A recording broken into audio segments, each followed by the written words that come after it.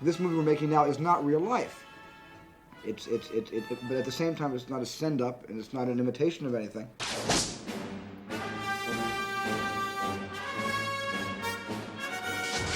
Her torch is going out. The snakes are even closer to her now. Indy climbs to the head of the statue. He braces his back against the wall and puts his feet on the arm. I had been looking for action-adventure. I had been looking to do something that would take me globe-trotting.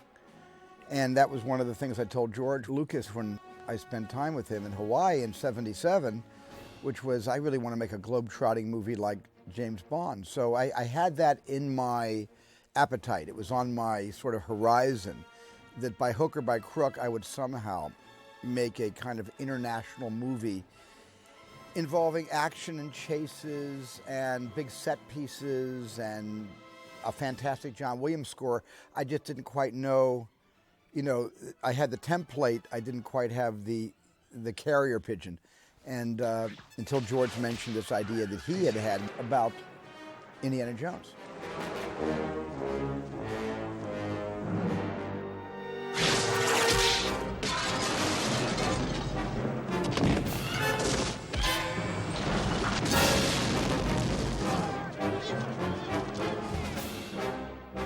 It all really comes down to what I want to see. And Raiders especially was one that I just wanted to see the movie. I thought when I was working on Star Wars and I came up with the idea, I said, oh, this will be a fun movie, but I can't do it because now I'm going to do Star Wars and that's going to be my action-adventure movie. And so I was constantly trying to get somebody else to do it just so I could see it. I just really expressed to George my desire to, make a movie that I had been raised on, the kind of film that really had attracted, my attention as a kid growing up, which was these spectacular international adventure stories that were mainly represented by these very cheaply made, low-budget black and white Republic serials. That was the idea. Good. I just didn't understand. We agreed a lot on movies and had the same aesthetic. And generally, I'm not crazy about working with my friends because, it's like anything else. You can sort of damage your friendship that way. But Stephen and I are so simpatico that it was very easy for us to work together. And so the movie came together really fast. Raiders of the Lost Ark was a very strong idea. The basic of the idea was, action, adventure, cliffhanger, looking for a supernatural artifact, the character of Indiana Jones as this kind of fallen archaeologist that was kind of always over his head. Once those were set, then the process of coming up with a story, the specifics of the sequences and things that actually happened to him in the process of this adventure were fun. And what came out of Larry Kasdan's typewriter was even a better version of the movie that we pitched out in those 3 or 4 days of story meetings that I had with George and Larry Kasdan. But I think that's where it was born, and that's where it will always remain, at least in my memory, that film came to life, not so much even on the sound stages or on location, but the film came to life in the story writing process. And we all pretty much stuck to the script that we were given. Indiana Jones.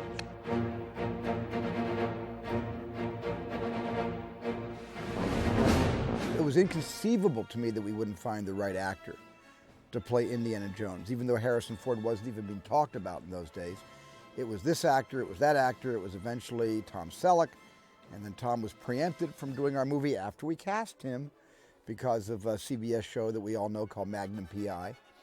And then I had just seen a cut of Empire Strikes Back and said to George, that's Indiana Jones right up there, Han Solo. Why can't he do it? And George said, no. I got my hands full with Harrison just playing Han Solo. I don't want to, he's identified as Han Solo. Let's leave him as Han Solo. And I said, yeah, but he's an actor. Actors play hundreds of different characters in their lifetimes. I think he'd be a great Indiana Jones. And that's sort of how the whole process began with Harrison. And that's what I told George when I first accepted the project. I said, I'll do the movie, but I'm going to shoot it real fast. Right. We're not going to do 20 takes on a 14-inch dolly shot. And we're not going to spend time getting the girl's hair out of her eye every shot.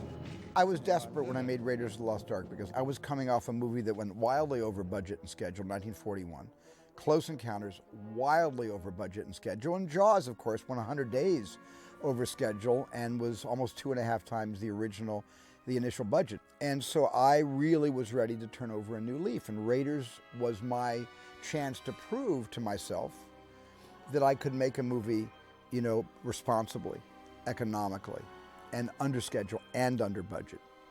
And so that's what I set out to do, with a little help from my friend George Lucas, who's a tremendous producer and gave me a lot of hints and pointers on how to be prepared and how to prepare myself to be able to do this picture responsibly. So in a way, I had a lot to prove to myself after these movies that were very they were successful, but they were a little bit capricious. At least I was capricious in my looking at my budget and schedule and saying, I'm going to need more days, more time, Friday night.